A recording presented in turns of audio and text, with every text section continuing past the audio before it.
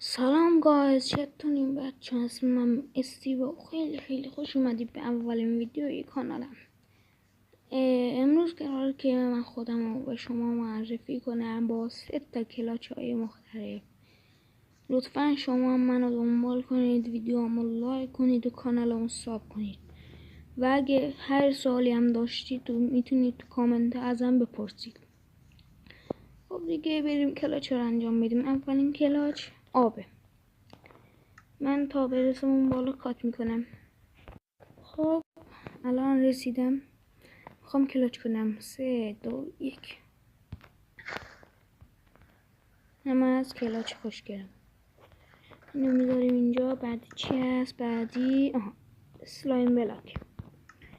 بازم تا برسم اونجا کات میکنم.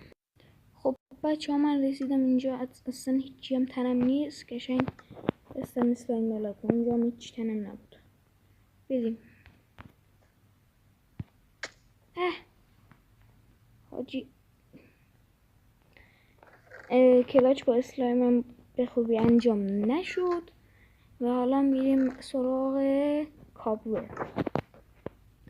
بازم کات میکنم. خب دوستان رسیدم اینجا. حالا میریم سراغ کابوب. یا اول هست.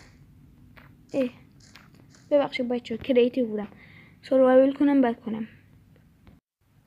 بچه رسیدیم بالا. یه دونم چی؟ کریپره فکر کنم شارژی. اونجا میدونه ویلیجی. خب اینجا فکر کنم یه دونه کلیپ شارژیه. فکر کنم شایدم شیدر بدم به خاطرم.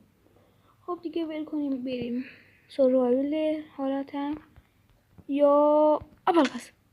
آقا من کردم دیگه، چرا اینطوری میکنی؟ اب نداره دیگه. خداحافظ. شما منو ساب